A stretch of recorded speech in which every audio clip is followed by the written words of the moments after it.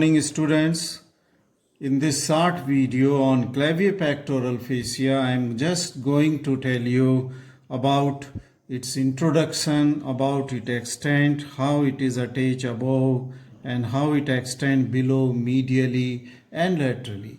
And then in the last, I will tell you an important function of the clavipectoral fascia. Now this clavipectoral fascia is a fibrous membrane, okay?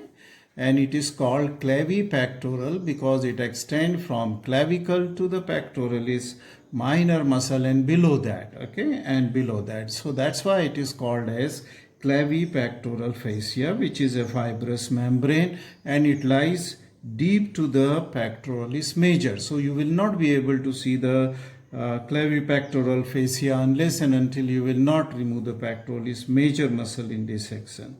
Okay, as I said that it extends deep to the pectoralis major from the clavicle to the axillary fascia, which forms the floor of the axilla. Okay, now in its course it encloses a muscle which I said was the pectoralis minor muscle. So in the first very simple diagram you have to understand that this is lies deep to the pectoralis major. This is clavicle, this is the manubrium sterni, and this is the body of the sternum. And we know that the pectoralis major muscle takes its origin from clavicular head, from its sternal head, okay, and this muscle, okay, then ultimately goes towards the insertion into the lateral lip of the bicipital groove. Okay, so this is, I am drawing very roughly the muscle called as the pectoralis major muscle.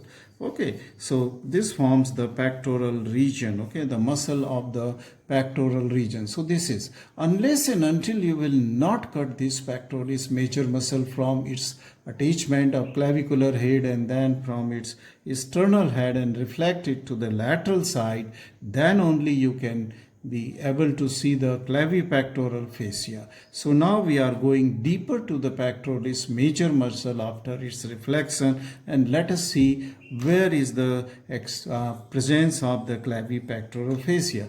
Let me explain this diagram. The second diagram is very simple diagram of the clavicle is here. This is the costal cartilage of the first rib, and this is the first rib. You can see going deep to the clavicle. Okay, it is. So this is the first rib. Now, at the junction of the costal cartilage and that of the bone in the first rib, there is the origin of a muscle, okay, and this is a small muscle which takes origin here and from the first rib and its junction with the costal cartilage, and it goes towards the undersurface of the clavicle, and this muscle is called as subclavius muscle. So this is the subclavius. Why it is called subclavius? Because it lies deep to on the undersurface of the clavicle. And so this is origin and insertion of the subclavius muscle. If you will see the costal cartilage and the site of the bone of the first cartilage at the costochondral junction, what is called as, there is a presence of a strong fibrous ligament, okay, and this strong fibrous ligament is called as the costoclavicular ligament. You must have seen on the medial aspect and inferior aspect, I mean say the medial end at the inferior aspect of clavicle, there is a very rough area, and that is for the attachment of the costoclavicular ligament, okay, costo.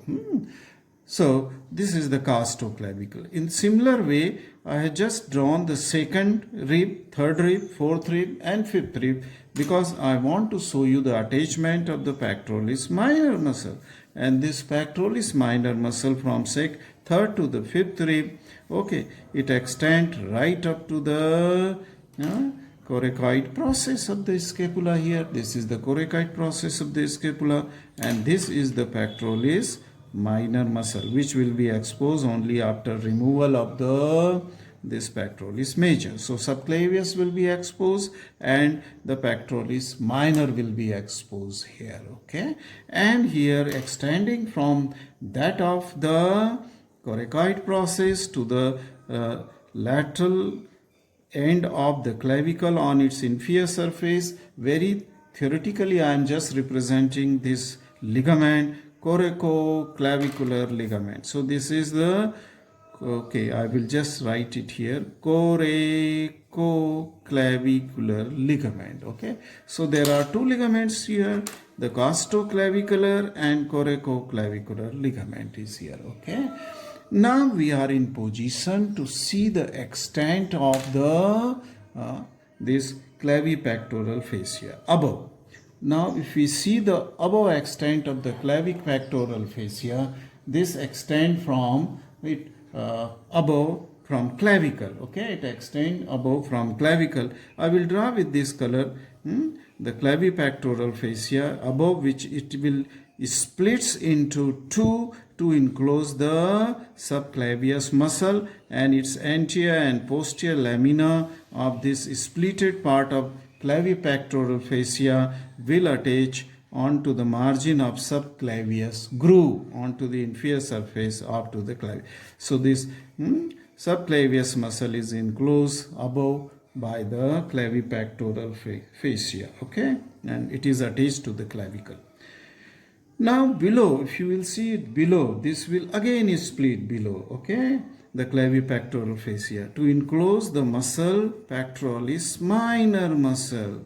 Okay, it will enclose the pectoralis minor muscle, and below the lower border or the lateral border of pectoralis minor. Now this will again, two layers will fuse to form a single layer, and this is now called as the suspensory ligament. It is now called as the suspensory ligament of the axilla, because it will go and fuse with the axillary fascia, which is there on the floor of the axilla, okay, which forms the concavity of the axilla. So to the axillary fascia it will go and fuse.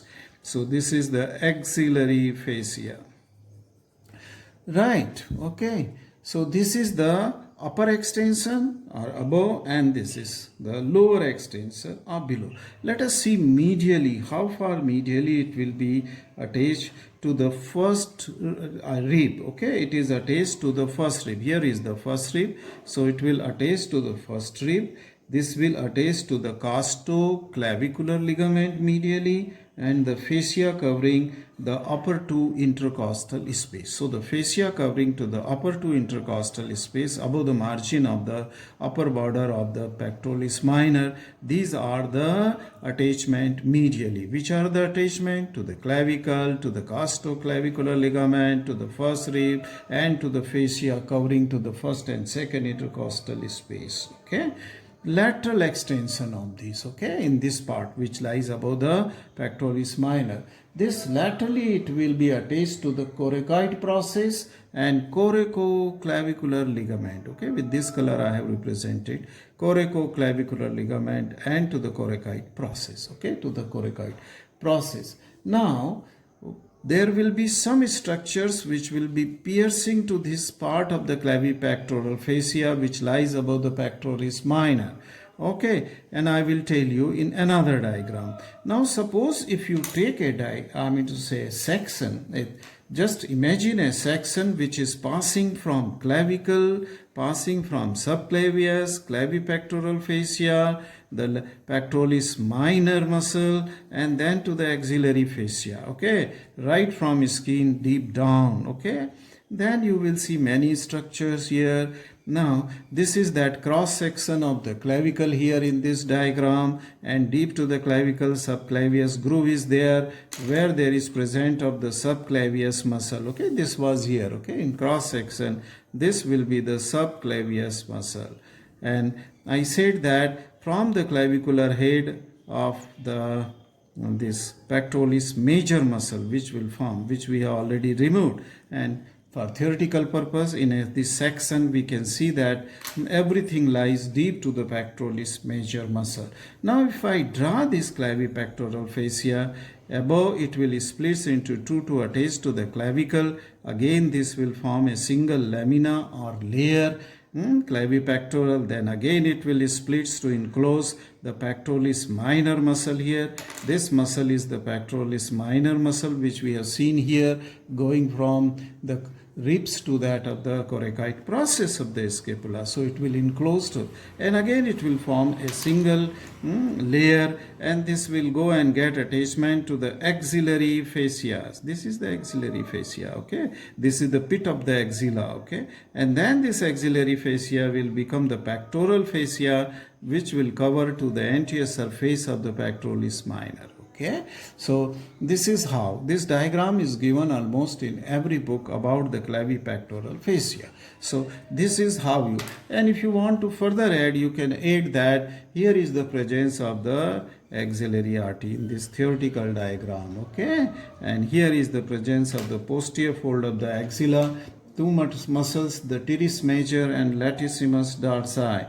I will just put the teres major theoretically here.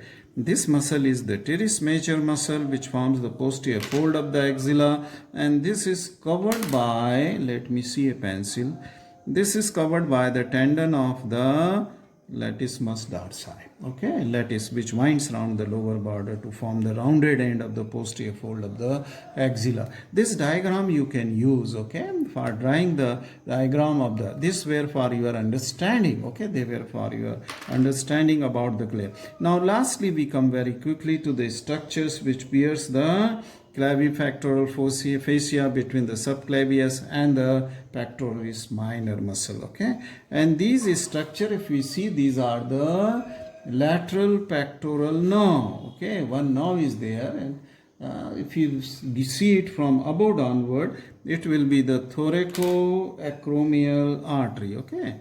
So this will be a thoracoacromial artery, as I was teaching, when it will divide it into the 4 different branches after piercing the clavipectoral fascia, okay.